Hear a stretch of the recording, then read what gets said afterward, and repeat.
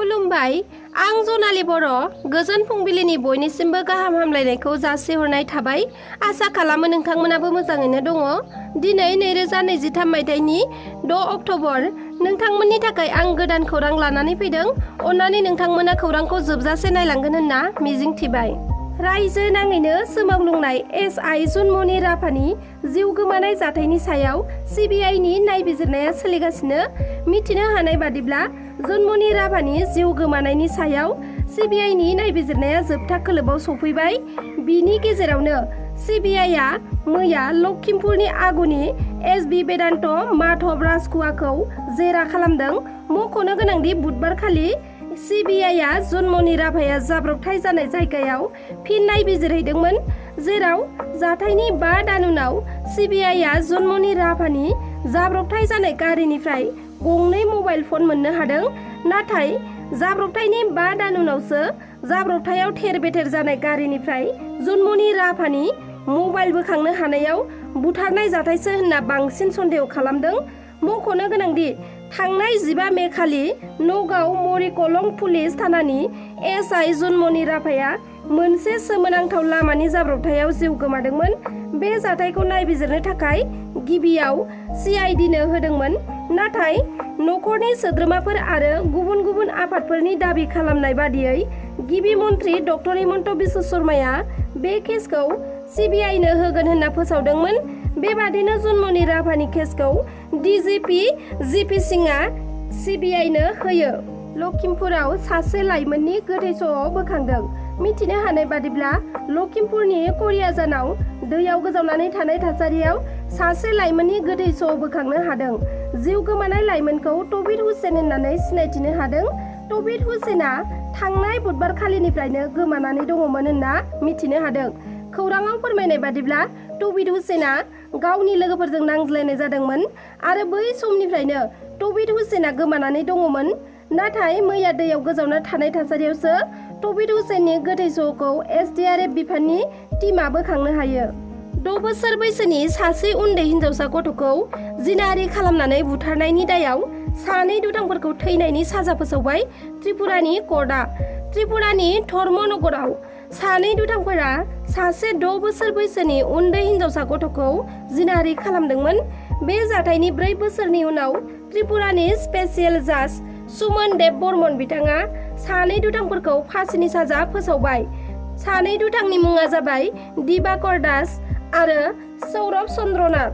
थांनाय 2019 मायथाइयावनो 6 बोसोर बैसोनि सासे उन्दै हिनजावसाखौ न'आव रावबो गैयैखौ खाबु लानानै दुथांफोरा गुबुन जायगायाव लांखारनानै जिनाहारि खालामनानै बुथारहैदोंमोन।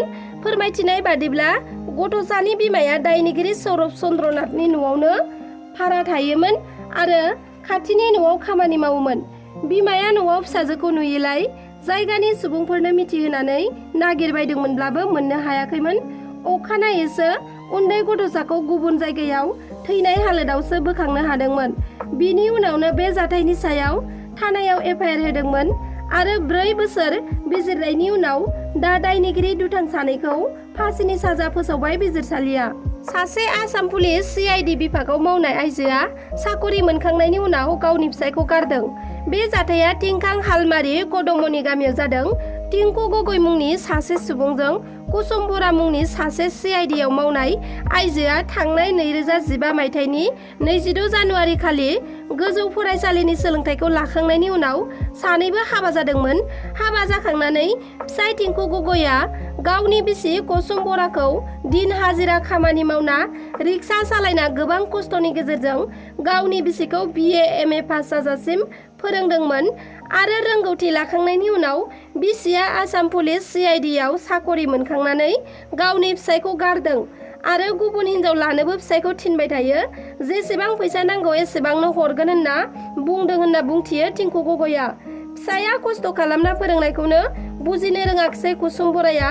दा बेनिखायनो टिंकु गगै आरो बिथांनि नखरा कुसुम बराखौ फोरोंनायाव जोबोर खस्थ' दिन हाजिरा मावना रिक्सा सालायना फोरोंबोनायनि थाखाय टिंकु गगैआ न्याय नांगौनि गोख्रों दाबि दैखांदों। मिथिना मोननाय बादिब्ला कुसुम बरानि डकुमेन्ट्सआव हाबा जानायनि जेबो फोरमान गैया, नाथाय पडकास्टआव टिंकु गगैनि मुङा लिरनाय दं आरो बेजों लोगोसेनो रेशन कार्डफोरावबो कुसुम बराया रोखा लिरनाय दं होननानै बुंथियो बिथाङा। बिटिआर गोरोबथानि उनाव नोंथाङा जुदि जोबथेसालियाव थानाय गासैबो एनडिबिफोरा उदां जागोन होनना सानदोंब्ला बे गोरोन्थि जानो हागौ। मानो होनोब्ला बेनि सायाव रोखायै बुंथिदों एमएलए गबिन्द चन्द्र बिथाङा।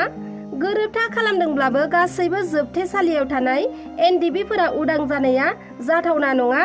जायफोर एनडिबिफोरखौ गोरोबथानि सिगांनो आयेना दायनिगिरि फोसावखाबाय बिथांमोनखौ गोरोबथानि गेजेरजों उदां खालामनाया जाथावना नङा होननानै बुंथियो एमएलए गबिन्द चन्द्र बिथाङा।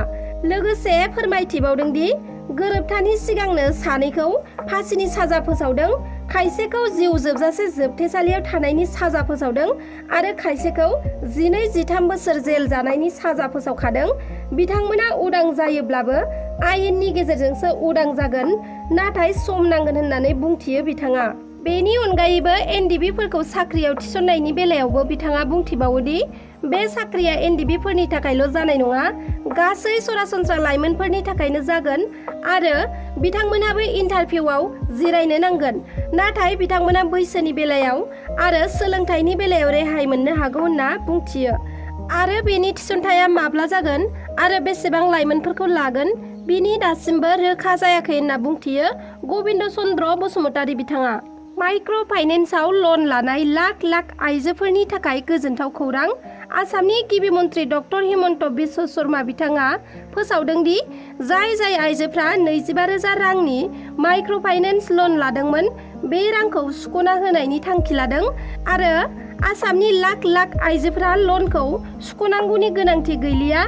मानोना लाख लाख आइजोफ्रा माइक्र' फाइनेन्स लन लानायखौ सुख'ना होगोन होनना फोसावदों आसामनि गिबि मन्त्रि बिथाङा। फैगौ 13 अक्ट'बरनि गेजेराव रायजोनि लाख लाख जाय आइजोफ्रा 25,000 रांनि माइक्र' फाइनेन्स लनखौ लादोंमोन बिथांमोननो एनअसि होनाय जागोन आरो बे 25,000 राङा रेहाय मोननो हागोन। आरो जुदि नोंथाङा लन लानो गोसो दंबावोब्ला एनअसि मोनखांनायनि उनाव गांसे आर'जलाइ गथायनो हागोन आरो सरकारनिफ्राय निजा एबा नोंथांनि नामै माइक्र' फाइनेन्स लनखौ लाफिननो हागोन होनना फोसावदों डक्टर हिमन्त बिश्व शर्मा बिथाङा। आसाम सरकारनिफ्राय थाखो 9आव फरायनाय फरायसाफोरनो फरायसालिसिम थांलाय फैलाय खालामनायाव जेंना जानाय थासारिखौ फोजोबस्रांनो थाखाय मोनफ्रोमबो फरायसालियावनो साइकेल राननाय हाबाफारिखौ लानाय नुनो मोन्दों। तामुलपुर जिल्लानि सेसापानि फरायसालियाव थाखो 9आव फरायनाय गासै सा 72 फरायसाफोरनो बेसेन नाङालासेनो साइकेल राननानै होदों। साइकेल राननाय हाबाफारियाव गाहाय आलासि महरै बाहागो लादों 58 नं तामुलपुर बिधान सभा बियाबनि एमएलए जलेन दैमारिया। लोगोसे साइकेल राननाय हाबाफारिखौ बेखेवनानै होयो बिथाङा। बे हाबाफारियावनो बाहागो लाबावदों 3 नं सोनाब कुमारिकाटा पिसिडिसिनि चेयारमेन रुपेन राजा बर'जों लोगोसे फरायसालि सामलाय आफादनि आफादगिरि देरहासार नार्जारीजों लोगोसे फोरोंगिरि बिथांमोनहा। दिनैनि खौराङा बेखिनियानोमोन। नोंथांमोना आंनि खौरांखौ नायजोबलांनायनि थाखाय रोजा रोजा साबायखर थाबाय। आरो जुदि नोंथांमोना आंनि चेनेलखौ साबस्क्राइब खालामाखैब्ला अन्नानै साबस्क्राइब खालामनानै लादो, जाहाथे आं गोदान भिडिअ एंगारोब्ला नोंथांमोननाव सौहैनो हानाय बादि। लोगोसे लाइक, शेयार, कमेन्ट खालामनो दाबाव। गोजोन्थों।